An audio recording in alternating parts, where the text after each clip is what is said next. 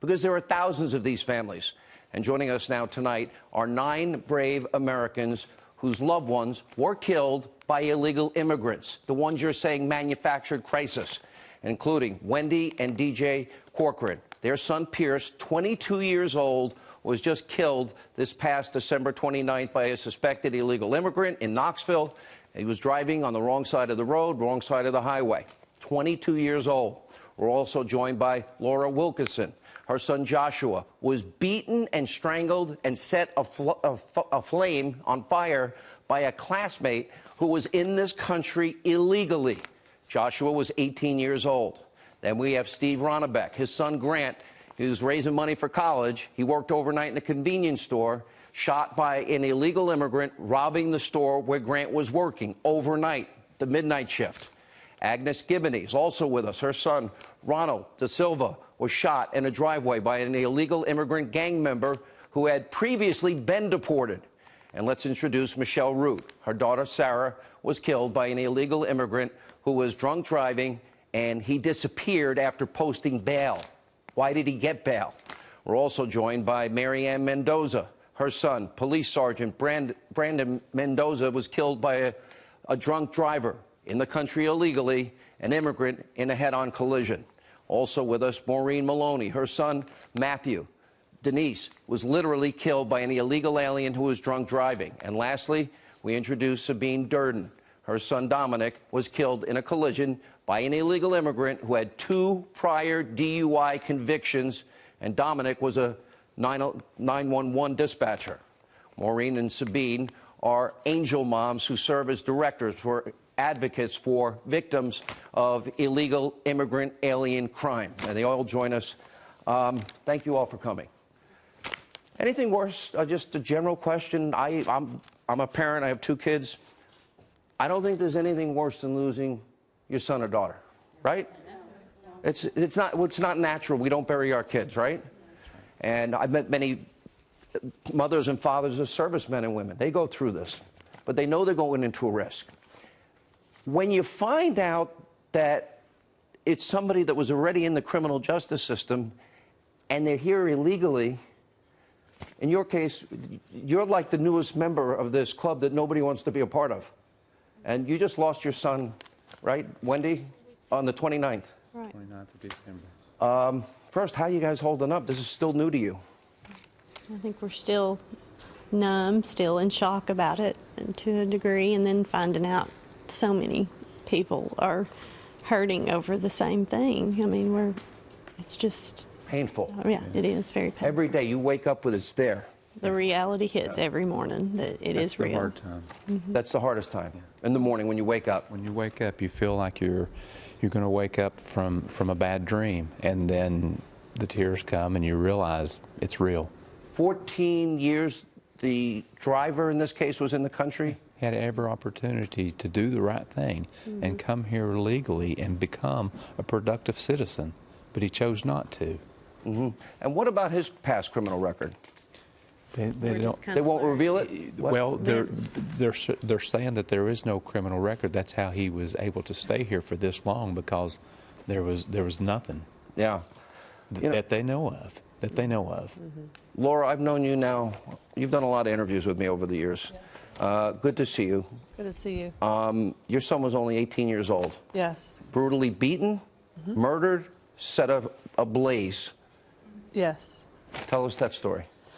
It absolutely is a nightmare. You know, I sent Josh to school one day and he just never came home. And I started looking around for him, and I finally found his truck parked next to a dumpster and called police, and they came and called me over, and everything that was his shoes and stuff, were in that dumpster. We waited in that parking lot all evening, and finally they arrested a suspect. He came back to the crime scene, and they arrested him there. And when they took him down to the jail, he had Joshua's truck key in his pocket. And finally, about 24 hours later, he told us where we could find Josh.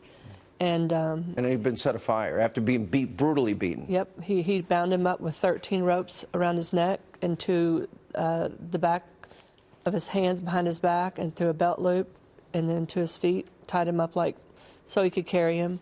And then he put him in Joshua's truck and then drove around and bought. How long ago was this for you? 2010. Doesn't get easier, does it? No, no. Still, you wake up just like the Corcorans. I feel for them because it's not, they know the story, but I just know that it's not their story yet. And that comes in time, and then the really pain begins when the shock wears off and you realize that, that's forever. I mean, you go every home Christmas, every Thanksgiving, every birthday. When you first go home, there are his books and there are socks on the floor, and it takes a long time to really get your heart and head in the same place to know that they're not coming back, Steve, I've known you now also a couple of years, and I've interviewed you a number of times. Amazing kid you had. Yeah. Your son was 21 years old, Grant. He's working in a convenience store doing the graveyard shift, midnight to 8 shift, and in comes a guy, and his story gets very interesting. So he was robbing the store, right? Well, he wasn't actually robbing the store. He came in to buy a pack of cigarettes and dumped a jar of change out on the counter. Grant went to start counting the change and wasn't counting it fast enough. So the man said, "What, you're not going to give me my cigarettes?" And Grant said, "Hey, I got to count the change." And the man produced a gun. Grant did everything he was supposed to do. He went ahead and gave him the cigarettes. As soon as the man had the cigarettes, he went ahead and executed Grant, shot him point blank in the face. And that's when he robbed the store. He came around the counter, grabbed 2 more packs of cigarettes. That's all on video? Yeah. I don't know what that would be like watching that video. I'm sure horrific for you. It gets worse, though, because this same illegal immigrant had held a young woman hostage, brutally raped her, had been in the criminal justice system. How did he ever get out, and how did he not get deported? He was able to plead down his crimes to felony burglary and just get probation. But he kidnapped and raped a woman for 10 days, repeatedly. They filled her full of heroin, so they said, oh, she's a drug addict, so she wasn't a reliable witness. And no, she was drugged. It makes it more painful knowing that they had him. Knowing that if they did this is a big part of this thing here. There are too many instances where the government, we have them. We identify them. We put them in jail. Then we'll talk about sanctuary cities and states. Then they won't hand them over to ICE, so they aid and abet them in their next crime. And to me, some of these guys have blood on their hands by not following the law. It's so hard to hear these stories because all the promise. Your kids are so young, 22, 21, 18. And I'm looking at your son, Agnes Gibney here. Her son's Ronald. This picture, by the way, if I can just walk over without getting in the shot, that's him at his wake. This is Ronald in the coffin. This is the reality that I live with. And unlike, this is not manufactured. I want to tell the Democrats this is not manufactured. And I want to call on our president to please implement E-Verify. Please stop the incentive for illegal aliens to come to our country and punish employers. This guy that murdered my son will be coming out of prison next year. My peace and quiet will be taken away from me and my family because I don't know if he's going to come after me. Why should he live? So he's getting released. He's getting released. But California being a sanctuary state. This happened in 2002. When you kill an innocent young man, why do you ever get out of jail? Exactly. He's going to get to enjoy his family, his children. And one other point that I wanted to make, when Nancy Pelosi said one time that her grandchild was having a birthday, and he said his birthday wish was he just wanted to have brown skin. Well, my grandchildren, Ronald's children, would also like to make a wish to have their dad back. I do. I mean, I look at that picture. He's a young... I mean, look at him. I miss that smile. I miss his bear hugs. I miss everything about him. My life changed completely because of this. And what's even more offensive is that I'm a legal immigrant. We came to follow the law. We came to the right channels to this country. Why isn't my country and these politicians standing up for me and for the American citizens of this country? No, they stand up with illegal aliens and criminals. You're all the faces. I want America, take a look, pan back, and these are the faces of a manufactured crisis.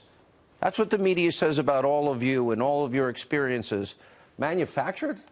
These are real lives. Now, look at your beautiful daughter. You have a picture. And this is Michelle Root. Your daughter's name is Sarah. Correct. How old is she? She was 21 when she was killed. She had just graduated from college with a 4.0 bachelor's in criminal investigations. She was hit and killed that night after celebrating on her way home. Edwin Mejia, who came over unaccompanied at age 16, was driving, not even his vehicle, street racing, going 70+ miles an hour. Blood alcohol of 0.241 when he rear-ended my daughter's SUV. Legal limit's 0.08. 0.08. And he's at 2.4? 0.241. Wow. And they like to say it was 3 times the legal limit. No, he's 19. He should have never had any alcohol in him. And when did this happen to you? It was 2016. January 31st is what we consider her death date because she was brain dead when they got her to the emergency room. However, being the lovely child that an she all-American, young, beautiful 4.0 student, her whole life and career ahead of her? Correct. And she was an organ donor, and we saved 6 additional people that night with her organs. But Edwin Mejia made bond because the judge had set a low bond, and he fled. So he's out there. I'm so sorry to somewhere. all of you. I am so sorry. This has got to stop. Yes. That's what this show is about. I want people to see what this manufactured crisis is not manufactured. Correct. She had a right to live. Your son had a right to live. Your son had a right to live. Your children had a right to live. You know, I have known you now, Marianne Mendoza, for a long time. Look at, he is really handsome. He looks like you. Got his good looks. He was a police officer. Yes. He was. He wanted to be a police officer since he was very, very young. And on May 11, 2014, he had spent Mother's Day with me and went into work and was going to come back for dessert. He had come for dinner, and he said, Mom, you know, got too busy, can't come in. So in the early hours of May 12, 2014, he was on his way home from work, and an illegal alien, repeat criminal, had gone over 35 miles the wrong way on 4 different freeways, 3-time legal limit drunk, high on meth, and his family let him drive repeatedly, leave a house and keep going back and forth. And he slammed head on into my son.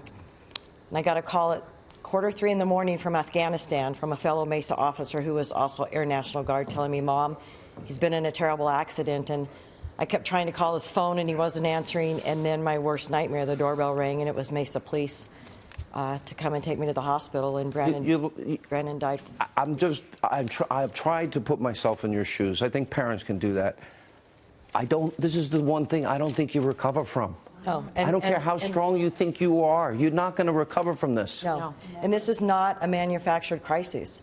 This is where I have to go for his birthday. Ugh. This is where I have to go for Christmas, for every holiday.